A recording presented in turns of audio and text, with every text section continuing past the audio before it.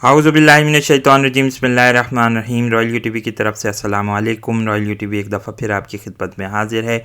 आज की वीडियो में हम हैकल सुलेमानी की तामीर के हवाले से कुछ तारीख़ी हक़ाइक़ को बयान करेंगे।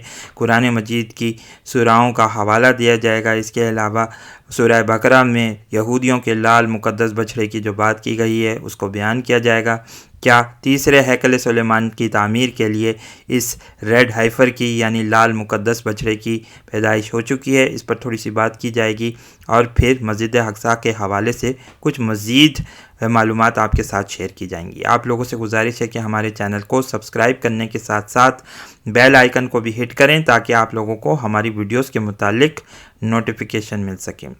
हैकल सुलेमानी, जिसको कुरान मजीद में सूरह अल-असरा में यानी सूरह बनी इसराइल में मस्जिद अक़सा के नाम से पुकारा गया है, इसकी तामीर करीबन 1000 क़ब्ल मसीह में हुई। कुरान मजीद और बाइबल हमें ये बताते हैं कि हज़रत सुलेमान अलैहिस्सलाम ने इसकी तामीर की थी। जैसा कि हम सूरह सबा में पढ़ भी सकते हैं, इसकी आयत नंबर 14 में ये बात लिखी है।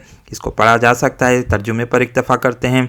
फिर जब सुलेमान अलैहिस्सलाम पर हमने मौत का फ़ैसला किया तो जिन्नों को इसकी मौत का पता देने वाली कोई चीज़ इसके घुन के सिवा ना थी जो इसके आसा को खा रहा था। इस तरह सुलेमान जब गिर पड़ा तो जिन्नों पर यह बात खुल गई। अगर के वो गैब के जानने वाले होते तो इस ज़िल्लत के अज़ाब में मुब्तला न रहते। यानी ज़िल्लत के अज़ाब से मुतालिक यही था कि वो मस्जिद अक़सा की तामीर कर रहे थे हज़रत सुलेमान अलैहिस्सलाम के हुक्म पर, और ये उनको बिल्कुल गवारा नहीं था कि वो तामीर करें, लेकिन इस काम पर उनको मामूर किया गया था। खैर बहरहाल, अब अगर हम तारीख़ को पढ़ें तो नबूकदनेस्सर के ज़माने यानी बख्त नसर के ज़माने में जब सीज ऑफ जेरूसलम हुआ था करीबन 587 क़ब्ल मसीह में, उस वक्त इसको पहले हैकल को गिरा दिया गया था। अब जैसा कि हाल ही दिनों में ख़बरें भी आई हैं कि इसके बाक़ियात दरियाफ़्त हो गए हैं। ये वही बाक़ियात हैं, उसी हैकल सुलेमानी की बाक़ियात हैं जो कि बख्त नसर के ज़माने में गिराया गया था। फिर इसकी तामीर बाद में साइरस द ग्रेट यानी कि एक शेरो बादशाह ने, जो ईरान से आया था, एक जिसको बहुत सारे लोग अब ये बात भी कहते हैं, जिसमें हज़रत मौलाना अबुल कलाम आज़ाद रहमतुल्लाह अलैह सर फ़हरिस्त हैं, कि यही वो बादशाह था जिसको कुरान मजीद में ज़ुल्करनैन के नाम से पुकारा गया है। साइरस द ग्रेट ने यहूदियों को दोबारा यहाँ पर लाकर यरूशलेम में आबाद किया और फिर इसकी दोबारा तामीर की गई थी।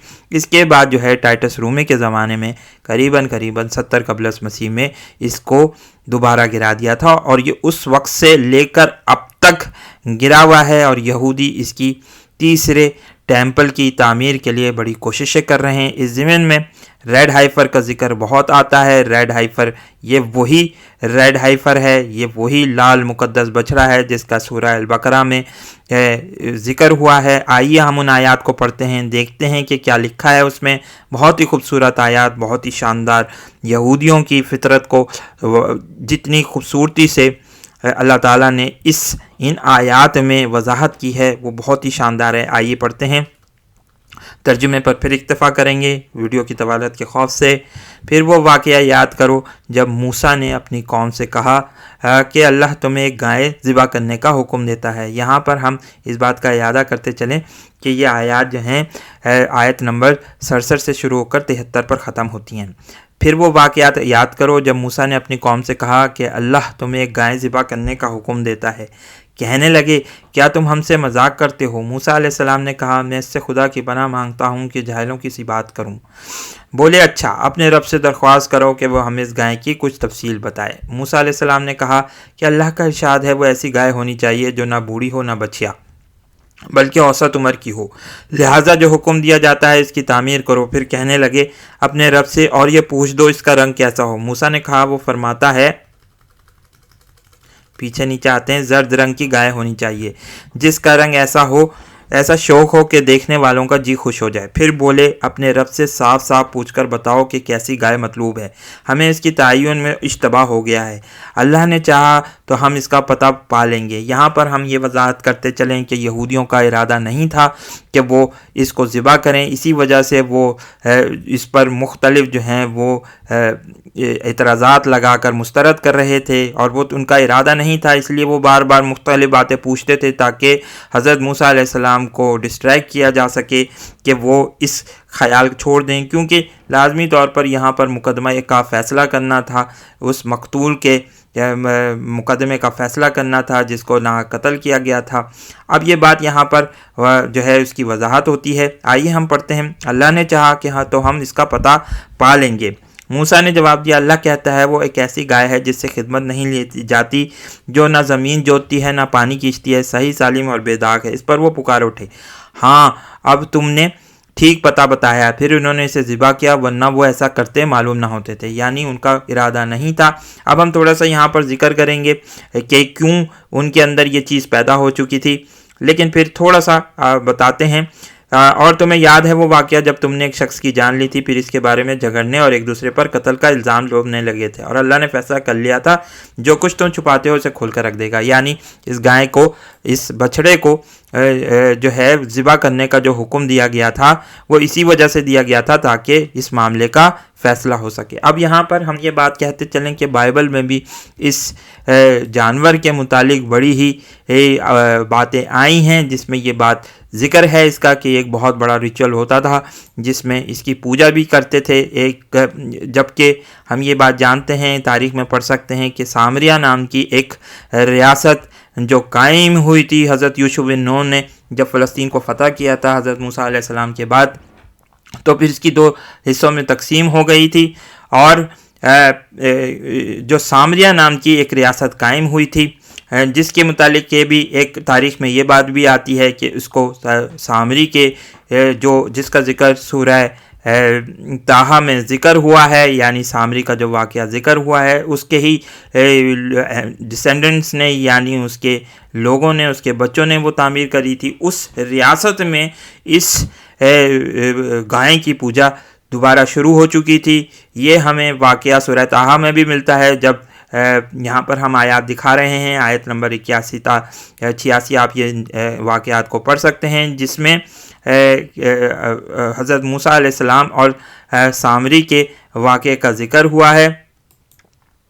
اور یہ بات بھی بتائی جا سکتی ہے کہ ان کو سامری نے گمراہ کر دیا تھا، یعنی اس نے ایک بچڑا بنا لیا تھا، اور اس نے یہ بات کہی تھی بنی اسرائیل کے لوگوں سے کہ جو زیور ہیں وہ مجھے دے دو۔